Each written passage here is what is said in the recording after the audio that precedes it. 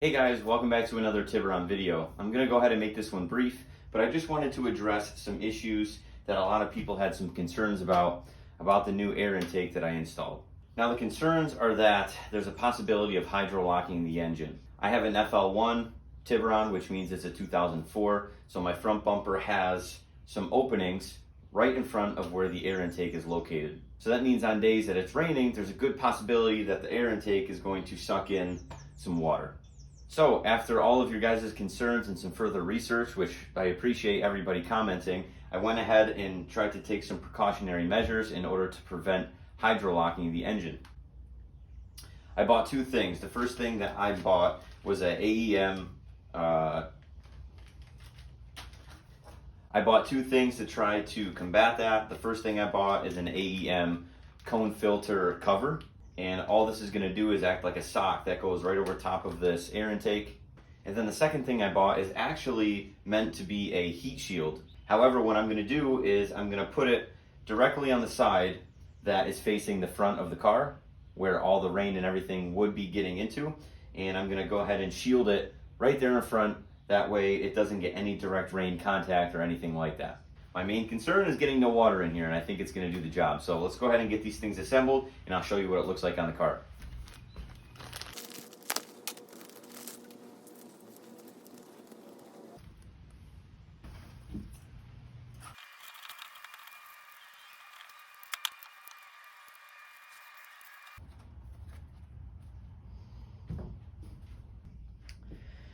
Well, it was a little tight to get on there, especially over the top lip here, but I'd rather have it be an old heat shield. And I'm going to be honest, no, this is going to clamp around and then clamp goes on top.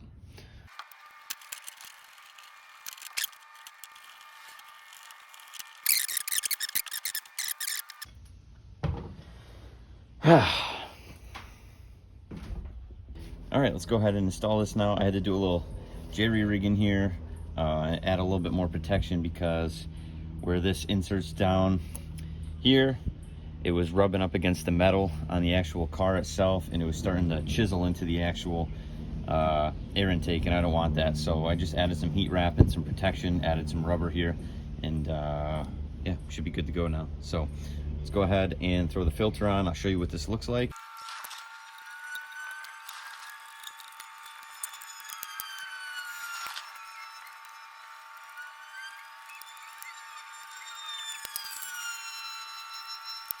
All right, all that's installed again.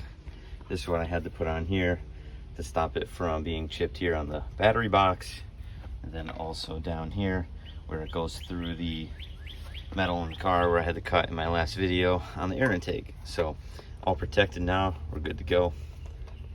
Let's go ahead and throw the cone filter on.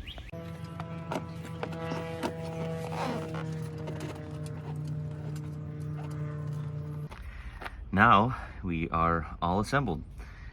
Got the shield and the sock, and everything is great. Everything's nice and tight. I think it's gonna work out really good. So this is the reason why I did it. Let's go down here and look. You can see that that cone filter is right in these holes here. Even getting some over here from this side, I'm sure, as well. So with this shield and also the sock, no direct rain whatsoever is going to be hitting that filter. Obviously this will be covered up with the headlight, but you get the idea. I think it's gonna work out real well. So I'll keep everybody updated with how well this works, but that's my solution to fixing the possible hydrolocking of the Tiburon engine when you have a true cold air intake. Engine bay's looking really nice. Cannot wait to put the supercharger on there. It's gonna make it look even better. But yeah, I'll keep everybody updated. I also do want to let you know there's a lot of questions whether you get a check engine light with the cold air intake. I have not got a check engine light. I've driven probably, I'd say, between 500 and 1,000 miles with this new cold air intake, and I've had no issues whatsoever. So definitely notice a difference. Throttle response is great. It sounds awesome. It's better than that little short ram intake that I had before, because that other one was cheap. It was the eBay one, so it kept falling off. But this AEM intake has been fantastic. So no check engine light for those that are wondering. Thank you guys for watching this quick video. As you can see, we started disassembling some other things, so stay tuned for another video here soon. Thanks for watching. See you in the next one.